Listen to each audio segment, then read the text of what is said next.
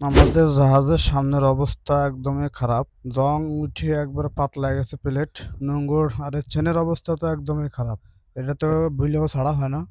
আর আমাদের এই নোঙর ২ টার মাঝে এটাই ভালো। আর এটাই ছাড়াই সবসময়। কিন্তু প্লেটটা কি পাতলা ভাই! মানে অবস্থা তো একদমই খারাপ। আর এটা যখন নোঙর উঠানো হয় তখন এটা জাহাজদের এরকম কাঁপে, ভাইব্রেশন হয়। ঠিক আছে? আর এটা হচ্ছে নোঙর ছাড়া হয়েছে। দেখাই আপনাদের। পানির কি টান!